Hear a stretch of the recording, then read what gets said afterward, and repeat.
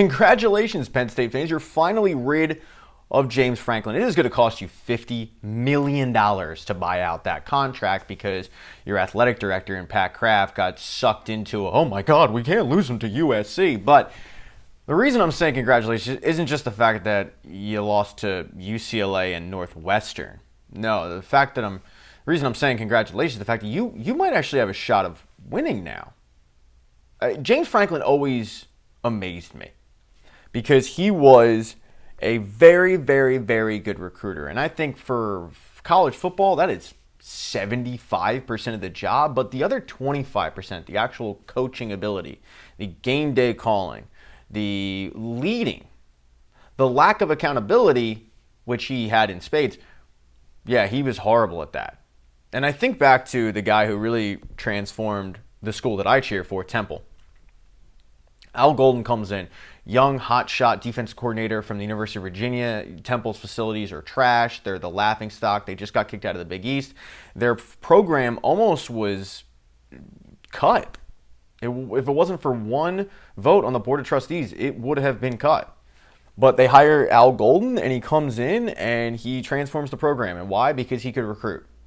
He recruited guys that normally wouldn't go to Temple, and they ended up becoming a respectable program. But his game day calling was brutal.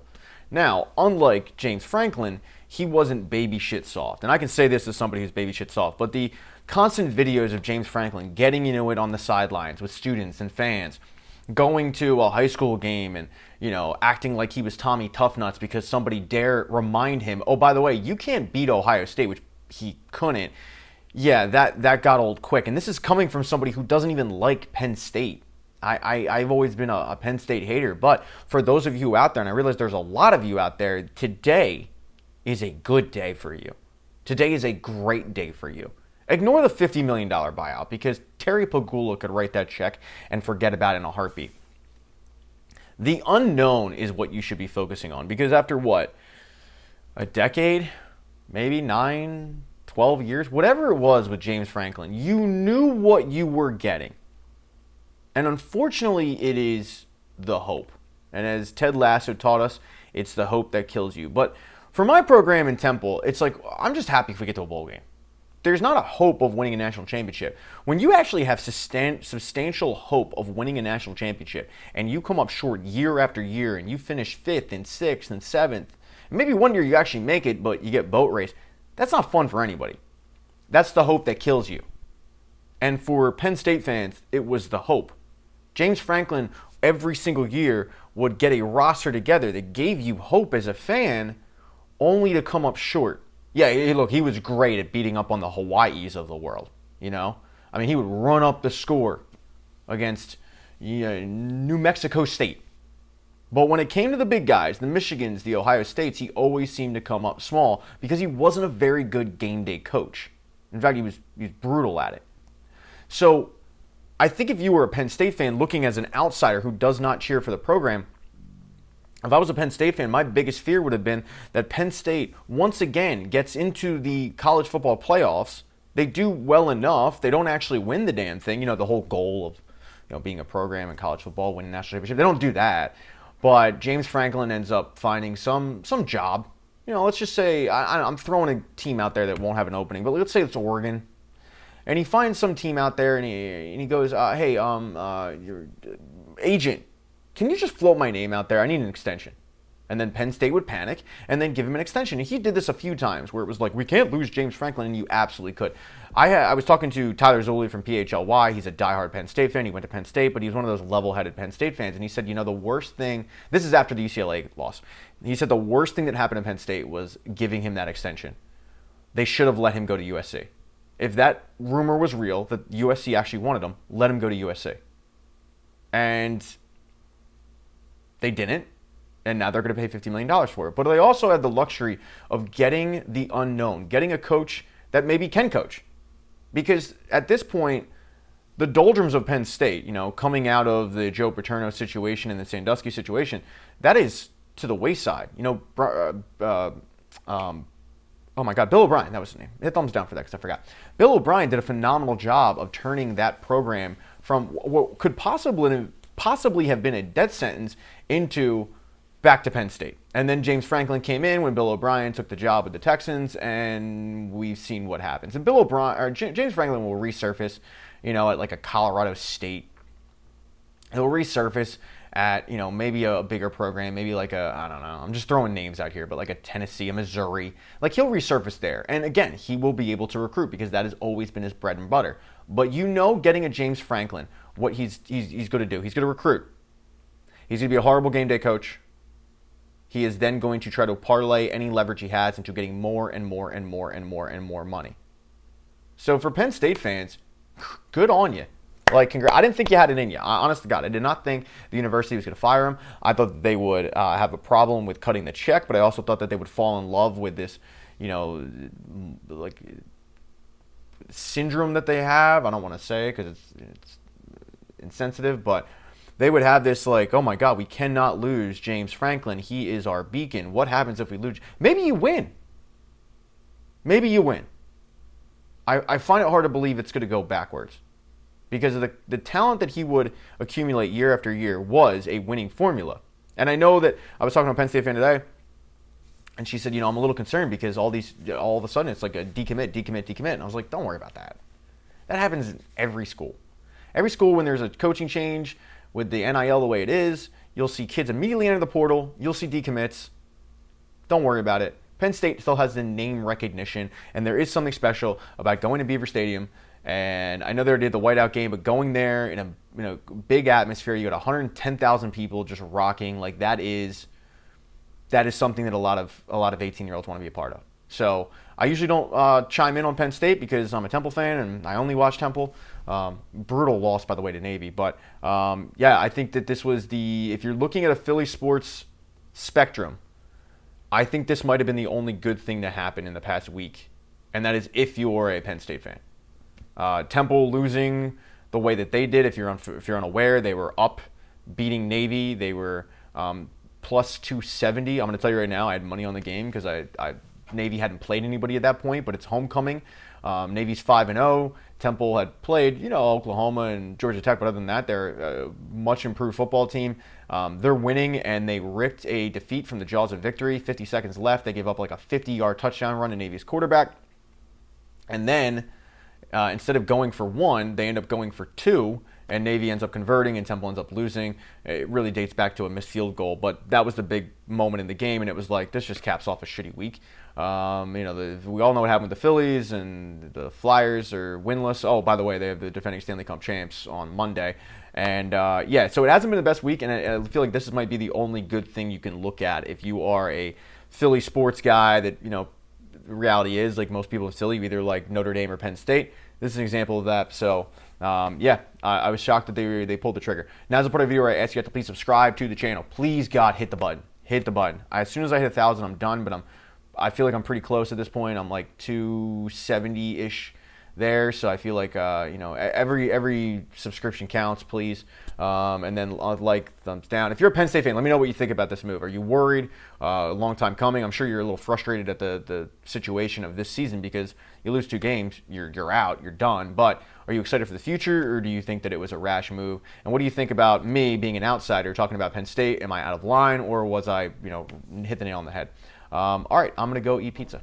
That was the most Philadelphia ending of all time. Philly season ends on an Orion Kerkering error. It is the first walk-off series-ending error in Major League Baseball history, and of course it happens to the Philadelphia Phillies.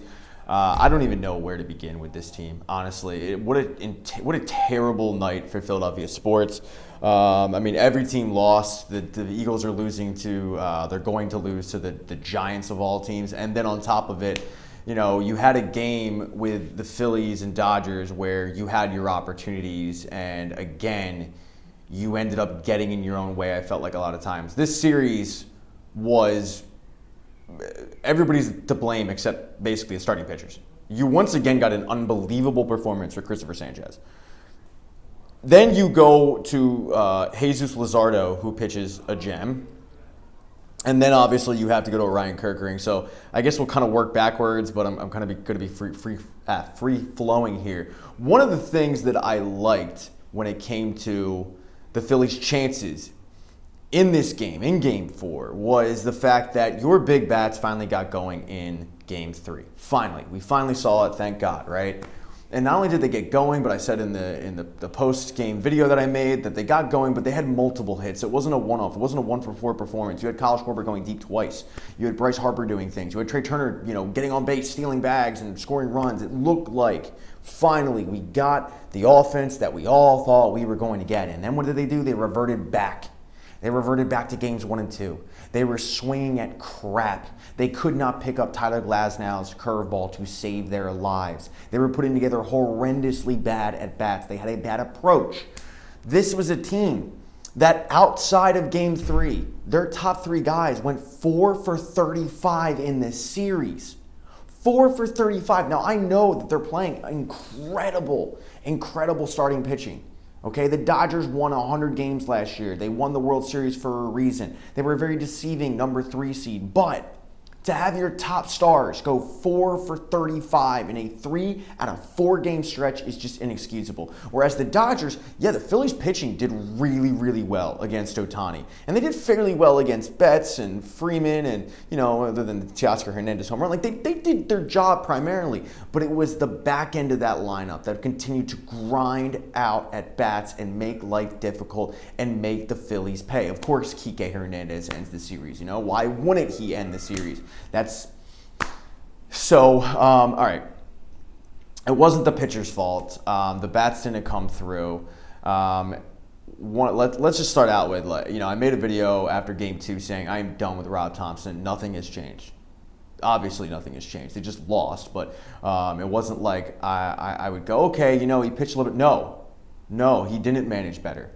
In fact, when you look at this particular game, there was a series, in an entire series, but there was a series of bad decisions in an actual series that ended up, I think, costing the Phillies a chance at least to get this to a Game 5 or maybe even close it out. And it just, I said this during the PHLY Phillies postgame, but when you think back to 2008, every single move that Charlie Manuel made, it seemed to work out. He pinch hits Matt Stairs, he rips one into the night. And you can't really think back to that 08 run. And granted, it's been a while, but you don't really think back to that 08 run and go like, man, he kind of fumbled this, he messed up that. On the flip side, it just seemed like every move Rob Thompson made was the wrong decision. I mean, the one move that I can point to and go like, I didn't like it at the time, but it ended up working out, was pitching Aaron Nola in Game 3, piggybacking with Ranger Suarez. Again, the starting pitching ended up coming through for this team. But the decision to consistently go lefty, righty, lefty, righty, lefty, righty, lefty, righty, lefty, righty in the lineup and put Brandon Marsh as your 5-hole hitter, a guy that is routinely hitting 8th or 9th in your lineup, he's your 5-hole hitter. Dumb, pathetic. Then there's the decision to bring in Johan Duran, your closer, in the 7th inning. But not only do you bring in your closer in the 7th inning, because if you want to make the argument of like, look, that's your biggest out, get it, and then worry about the next inning, fine, I get that. You're bringing him in with inherited runners, something he is not accustomed to. And that is my biggest problem with Rob Thompson. He took everything he did in this season that got them to this point, and he flipped it. He did the opposite. It was like, okay, Matt Strahm, you're not used to coming in with runners in scoring position. Guess what? Now you are, and it ended up costing them. Johan Duran, you're not used to coming in with runners in scoring position. Guess what? Now you are. Oh, and by the way, we're going to walk Ohtani. We're going to walk the guy that we have owned this entire series. The guy that has looked lost this entire series. We're going to walk him to get to Mookie Betts.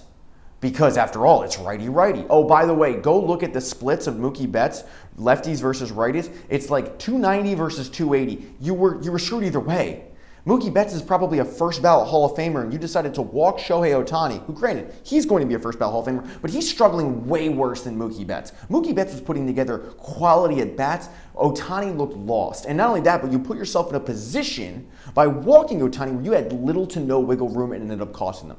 Where Duran could not locate his slider at all. He ends up walking Mookie Betts to tie the game, and then it became just a matter of what pitching performance was going to crack next. And then there was the decision to bring Luzardo. I liked it, all right? Luzardo, gamer. It was going to be his bullpen day anyway, so you bring him in. He gets the job done. But then you end up going to Orion Kerkering. And if you watched any of my videos One of the problems that I had was that I think in game 1 they went to Orion Kerkering.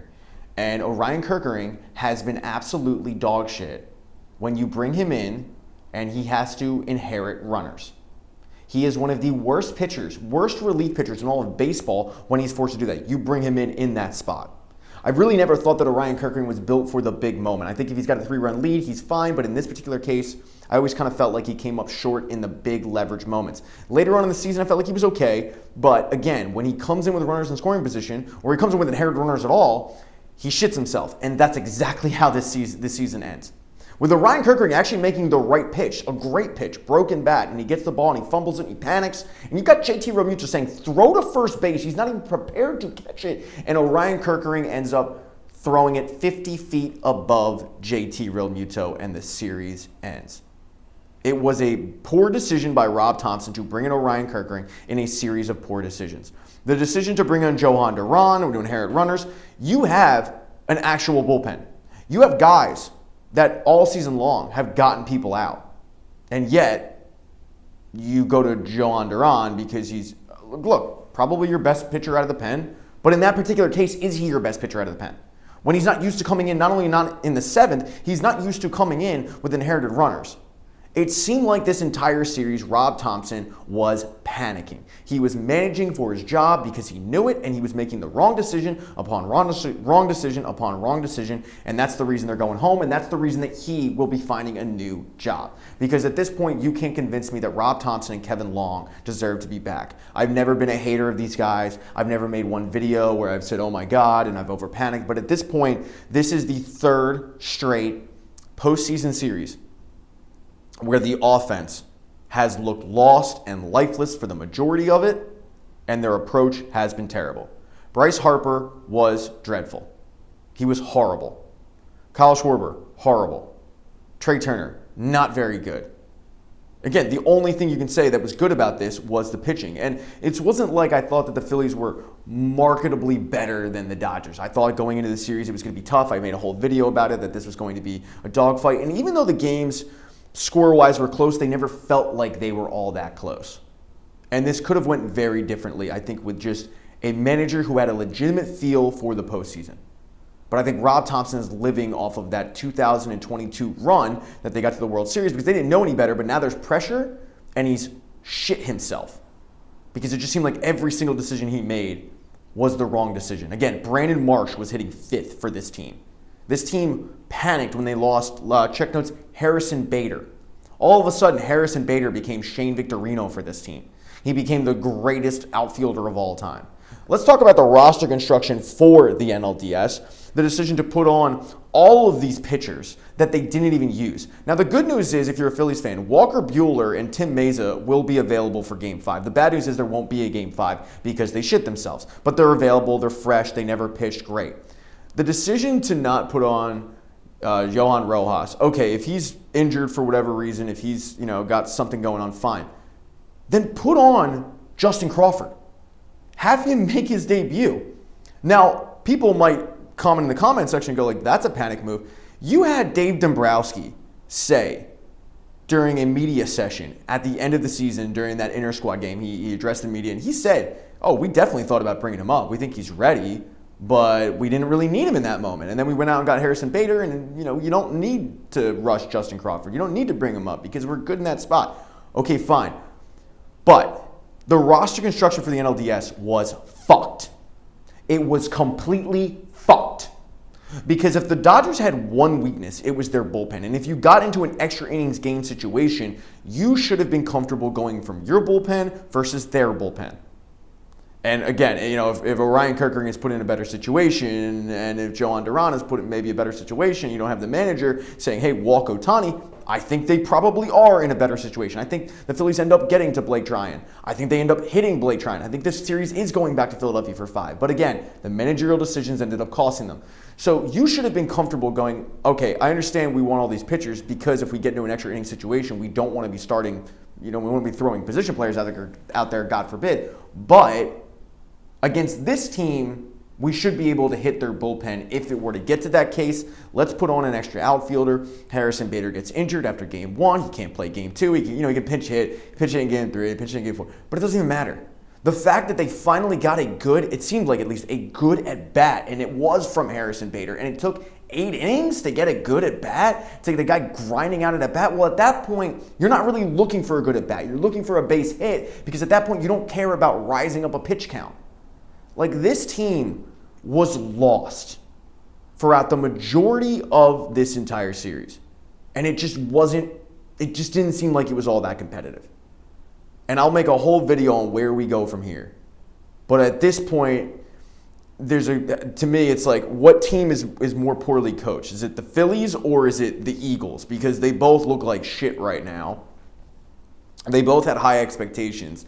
And for the Phillies, once again, to finish a season in disappointing fashion in the NLDS, with the lineup that they have, with the wins that they had, they have officially reached, for me, Sixers apathy, where the regular season doesn't matter.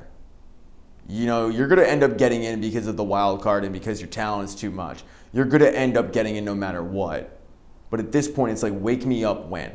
If you were to tell me that the Phillies were going to lose this series and I was going to be livid on how they lost it, I would have figured, okay, well, at some point, one of these pitchers shit the bed. And at some point, I was going to be saying, damn, would have been nice to have Wheeler tonight. At no point did I say it. At no point did you say it. At no point did any of the fans say, man, I wish we had Zach Wheeler. And that is an indictment of this offense. They never seem to get a clutch hit outside of Nick Castellanos, of all people, who wasn't even projected to be in the starting lineup, but he had to because of the Harrison Bader injury. It is unbelievable how this team once again came up short. And I'm dead inside. I'm dead inside. If you're not a Phillies fan, I hope you're enjoying this because I'm fucking dead inside. So now's the part where I'm going to ask you guys to please subscribe to the channel. I really need subscribers. To take it full transparency, YouTube makes you have 1,000 to start getting paid. So please, you don't have to watch any more videos. Just subscribe. Let me know what your takeaways are in the comments section. Who's to blame for this? I know Orion Kirkering is going to get a lot of the blame. Rob Thompson, I think, should get a lot of the blame. I'm not even going to take the human angle of like, well, Orion Kirkering probably feels bad. No, fuck that, dude. That's a little league play. You should feel bad. That is a little league play to throw to first base. Your catcher is pointing to first base. You would have had the play at first base. And instead you go, no. Done. Done with him, done with his stupid name, done with his crying dad, done with it all. That's an emotional reaction from me. You can hit thumbs down for that. But very disappointing end to the season, no doubt about it. I could have accepted it if they were a little bit competitive, a little more competitive with their offense. They weren't. And once again, we're talking about the Phillies going home. And back to the drawing board. And this team is going to be markedly different than next season, than this season. And once again, I'll make a whole video about that. So thanks for watching. Again, subscribe, like, dislike, comment, all that. Well, Philadelphia's shitty night continued as the Eagles lost their second straight game in a row. This time, not to a team that was in the playoffs last year in the Denver Broncos. No, they lost it to the New York fucking Giants of all teams. Yeah. The team that was one of the worst teams in football, team that looked absolutely lost for, I don't know, ever since Brian Dable actually got hired. They didn't look lost tonight. No, because this game was not competitive. At least the Phillies game was competitive. I mean, it did go into extra innings. There was hope there. The Eagles were ill-prepared from the jump. They lose 34-17 and got absolutely embarrassed in this one. They were run over, not by like a Saquon Barkley type. No. They weren't run over by, oh God, Malik Neighbors. No, he's out. They weren't run over by, oh God, like an Eli Manning. No, because he's retired. No, they got run over by Cam Scattaboo, who rushed for over 100 yards, 3 touchdowns. I mean, this is a guy that looks like he's 27-year-old and lives at the Ocean Drive during the summertime, if you know what I mean. Like, they got absolutely cooked by Cam fucking Scattaboo. Please, if you're still a Nick Sirianni defender, I want to know why. Because this team was ill-prepared for not the first, the second, for the 6th straight week. They did not resemble the team that we have seen last year, the team that went on to win the Super Bowl in epic fashion, mind you. And I was one of those people. And in a way, I think I still am. I might be just reactionary because it's like 1 a.m. I just watched the Phillies blow it. And then, on top of it, the Eagles weren't competitive. So maybe I am being reactionary, but I was one of those people that said, hey, let's give them time. Let's not compare it to 2023. Let's not compare it to the collapse, okay? Give them time to find their footing. But there were signs to be concerned. And at this point, you're 6 games into the season. At what point do you go, okay, these aren't just signs anymore. This is who they might be. They might be a team that somehow took a 2,000-yard rusher and through 6 weeks, he doesn't have a 100-yard game. They might be a team that found a way to do the same exact thing to A.J. Brown through the air. He doesn't have a 100-yard game. At least I'm pretty positive he doesn't. If he does, it's like 100. Actually, hit thumbs down for that. I don't know. I didn't look it up. Once again, it's 1 o'clock in the morning, but I'm pretty sure he doesn't have a 100-yard game. I'm very, very confident in that. They have taken an offense that dummied the Kansas City Chiefs in the Super Bowl, the biggest stage. An offense that has all their weapons back, except one guy, the right guard, Mekhi Becton. But other than that, they have everybody back. And they somehow have found a way to neuter it. They snipped the balls right off this offense, and they look lost. I mean, it seems like the game plan is hey, let's just get the ball to Dallas Goedert. And that's about it. I liked what I saw from the offense last week against Denver in the first half. It just looked different. It looked like the offense from last year. They were getting slant patterns. They were mixing in the RPO a lot. They were doing some play action fakes. I liked what I saw. And then they choked. And this week, they just didn't look ready at all. And I know every Eagles fan is fire Petula, fire Petula. I'm asking you to look a little deeper. Let's really think about this for a split second. Let's think about what the offense looked like under Nick Sirianni his first year when he was in charge of the offense. Offensive-minded head coach gets hired. It's his first head coaching gig. He gets hired. He starts calling the offense. They looked like dog shit. He was in danger of losing the team. So he hands the play calling off to Shane Steichen. If you've watched any of my videos before, you've heard this spiel before. So I apologize. But it needs to be repeated. Shane Steichen, a competent play caller, ends up getting them to the playoffs that year, turning the season around, and then the next year they go to the Super Bowl. Okay, so the year after that, Brian Johnson. Brian Johnson's a rookie play caller, never been an OC before, not established. It is well documented at this point that Nick Sirianni was meddling like crazy. Fingerprints all over it. He would overrule Brian Johnson on key third downs, on second downs, and it was a stagnated offense with little motion, and it was boring. It was neutered.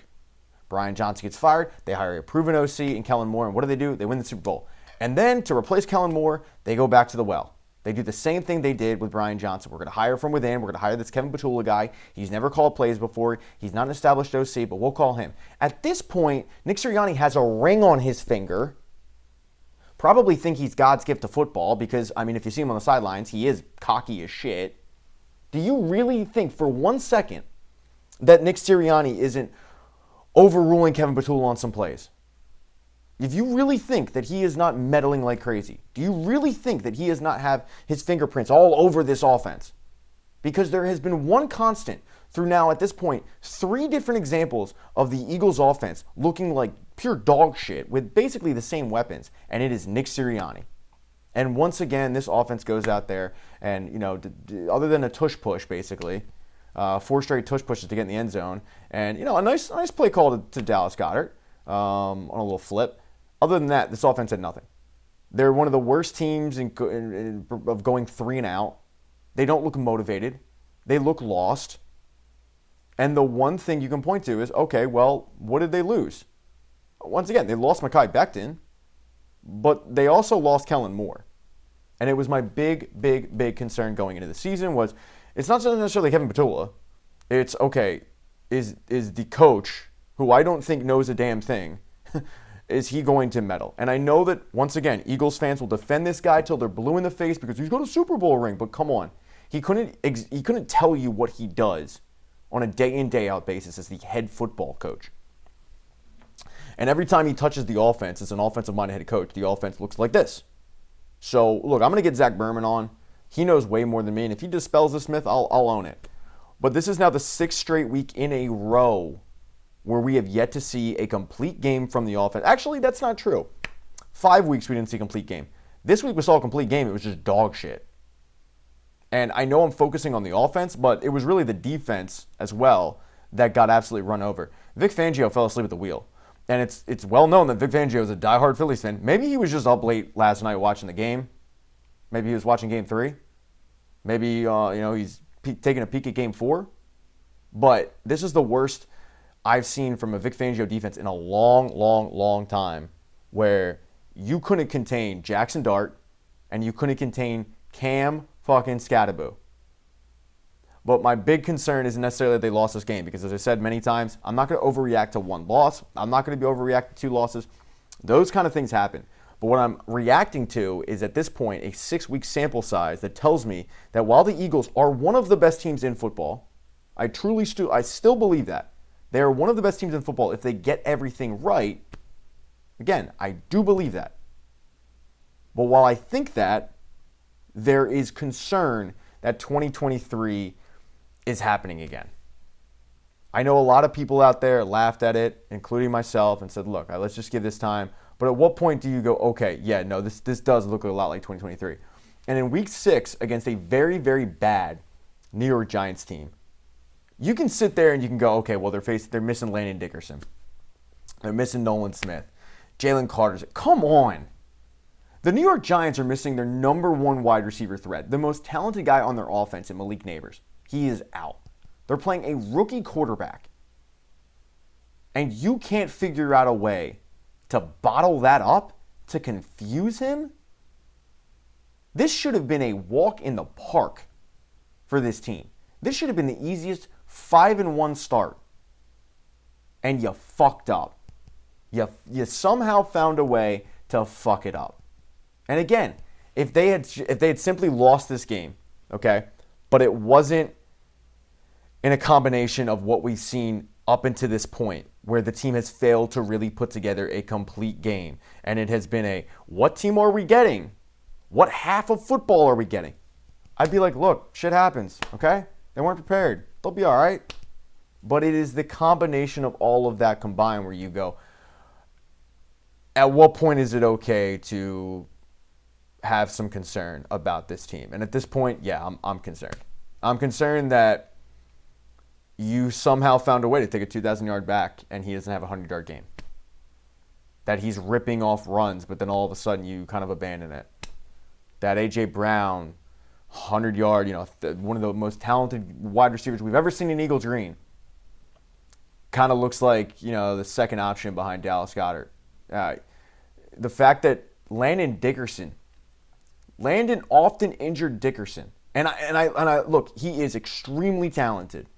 He's one of the best, if not the best guard, one of the best left guards in football, if not the best. But the guy is often injured.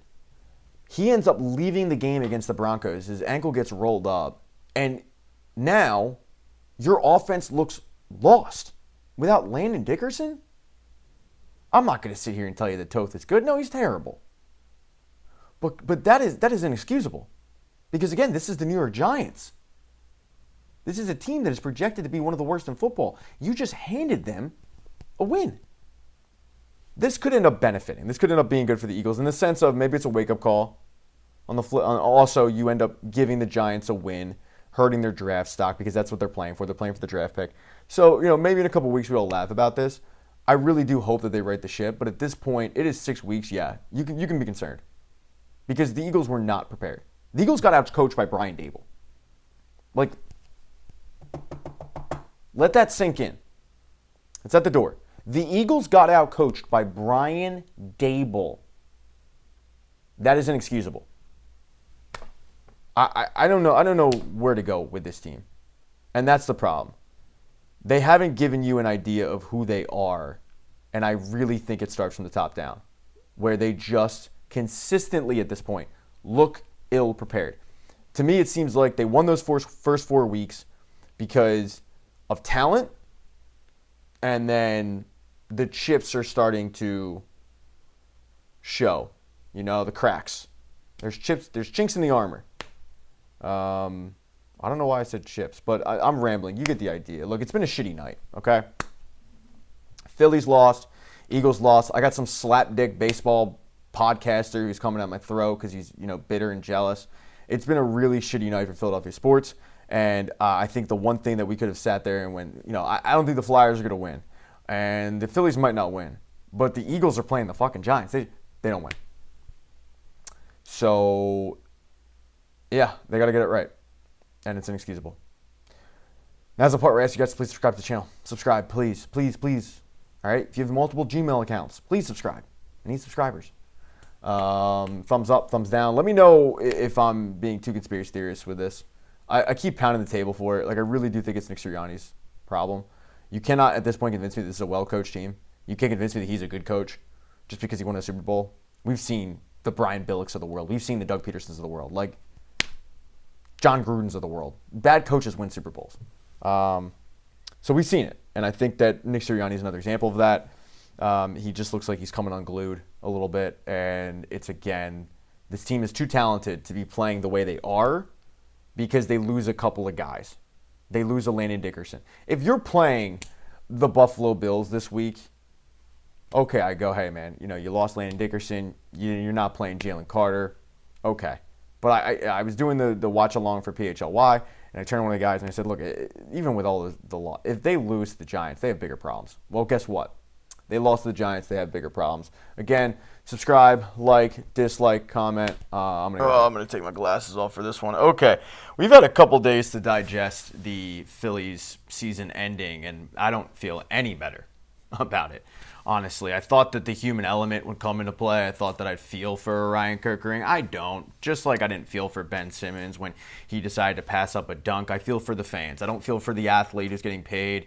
And I think if I'm being quite honest with you, if this wasn't a Phillies player, if this was like, let's say, a Detroit Tiger, I probably would have the human element. I probably would feel bad for him in that moment. I don't, all right? If that makes me a piece of shit, that makes me a piece of shit. I feel bad for me, who felt like I was going to get kicked in the nuts, was waiting to be pleasantly surprised, and then, oh, by the way, I got kicked in the nuts. So, but Orion Kerkering was put in a tough situation, as I said in my post-game video. Orion Kerkering should never have been in that situation because Orion Kerkering was absolutely terrible all season long when coming in with inherited runners.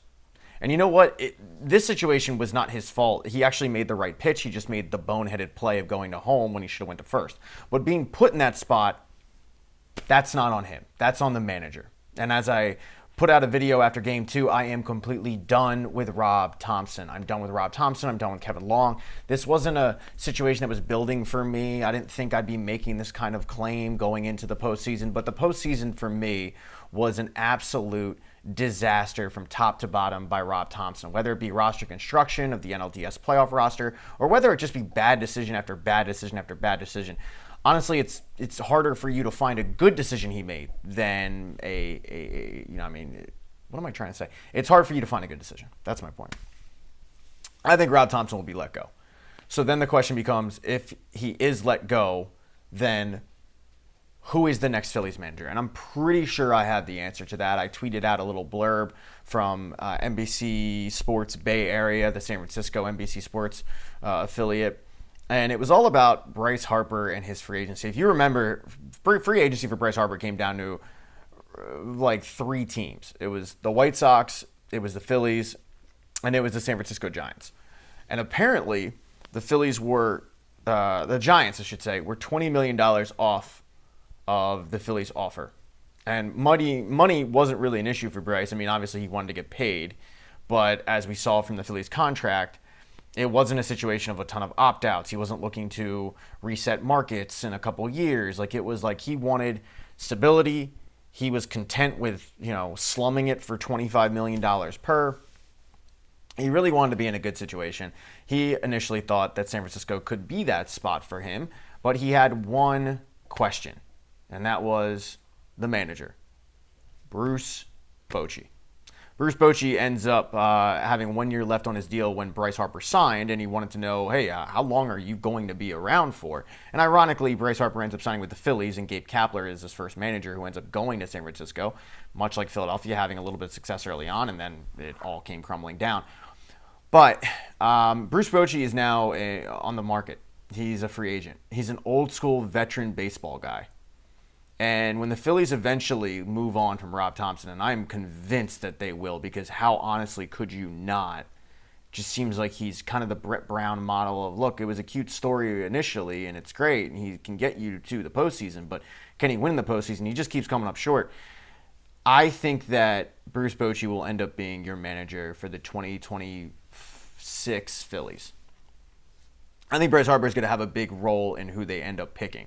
And I don't have a problem with that, because when you look at GM Bryce Harper, he is correctly picked more times than he is incorrectly picked. Like, I can think of a couple examples of when he championed for a guy and it didn't really work out. I mean, I don't know if anyone remembers the Spencer Howard video of, if Spencer Howard isn't in our starting rotation, then something's wrong, and obviously Spencer Howard ends up flaming out.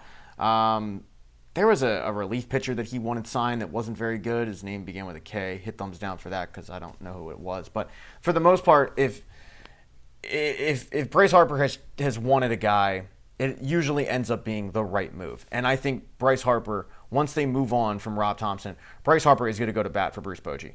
That's who I personally want. This is a guy who is a couple years removed from a World Series championship, which amazingly, the Phillies would have played the Texas Rangers, Bruce Bochy's team, had they just been able to get over the hump and finish out the vaunted Arizona Diamondbacks, but they couldn't do that. And it seems like the Diamondbacks broke the Phillies in that run. But I think Bruce Bochy is going to be the guy, and that's who I want. Now, the question is Bruce Bochy want to manage? He is old. I can't tell you how old he is. Once again, hit thumbs down. It's not like I did my research. But he is an old veteran baseball guy. But I think this is the guy that I personally want. I want a guy with feel. Because I felt like Rob Thompson went too heavy with numbers in terms of, like, lefty, righty, lefty, righty, lefty, righty. I hated it. There was no feel for this series. I guess you could make the argument, though, that maybe there was, because he didn't go with the numbers when bringing in Orion Kerkering. He didn't go with the numbers when bringing in Matt Strahm. He didn't go with the numbers when holding out Tanner Banks. Guys that with the numbers would tell you, hey, this is a guy that you don't bring in with inherited runners. This is the guy that you do. So I guess maybe he did have a feel. It was just the wrong feel. I need a guy like a Charlie Manuel who has a feel for the postseason and knows how to win in the postseason. On the flip side, you might go, look, would you be making this video if Bruce Bochy didn't win in Texas? Maybe not. I don't know. Probably not, if I'm being frank with you. But he did. He did win in Texas. He did win a championship. He's not too far removed from it. And he's a well-respected baseball guy that I think can get you over the hump and will perform much better than Rob Thompson did this past offseason. But then again, how is it? I mean, how you could have done a better job, I think, than Rob Thompson. I can think of like one decent move he made, and that was the piggyback of Aaron Nola and Ranger Suarez, and I guess getting Aaron Nola out of there before the really big inning ended up happening and bringing in Ranger Suarez. But other than that, it was disaster after disaster after disaster. And I think when you look back at this postseason run, a lot of it is set up by bad move after bad move by Rob Thompson, whether it be hitting Brandon Marsh fifth in the lineup, whether it be bringing in Orion Kerkering in that inning, whether it be leaving David Robertson in. The list goes on and on and on.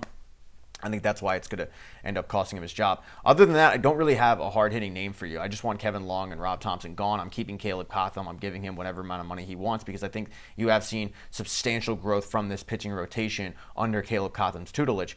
But when it comes to the manager, when it comes to the guy making the decision, when it comes to the guy making the lineups, I want an old-school veteran baseball guy in there. I don't want a new-age analytic guy who's going to look at VORP and XVLOR and all that crap. No, I want a guy who's got a feel for the game. And I think that Rob Thompson at one point did have a feel for the game. And it's not like he necessarily lost it, but every button he pressed ended up being the wrong move. And that has happened now in 3 straight playoff appearances. So it's time to move on. I want to bring in Bruce Bochy. And I do think the connection between Bryce Harper and Bruce Bochy, Bryce Harper saying previously, I want to play for Bruce Bochy. I would love to play for Bruce Bochy. And really the only reason he didn't seem to want to sign with San Francisco was the uncertainty of Bruce Bochy's future in the Bay Area. I think that is going to have a big part of it. So if I had to put my money on the Phillies manager next season, I am putting it heavily on Bruce Bochy returning. Bruce Bochy ended up, you guys know what I'm saying. I am a mess right now. I'm like Rob Thompson. I'm a fucking mess. All right, please subscribe. I need subscribers. As soon as I get 1,000, I will stop begging, but the monetization threshold is 1,000, so I can start getting paid and get off the pole. Hit thumbs up, hit thumbs down, and tell me, would you end up bringing in another manager? Would you end up bringing in a Bruce Bochy? Would you have another name? Or am I being too harsh? You end up running it back with Rob Thompson. There's no wrong moves in this situation, you know. Just let me know in the comment section, and as always, go Phillies.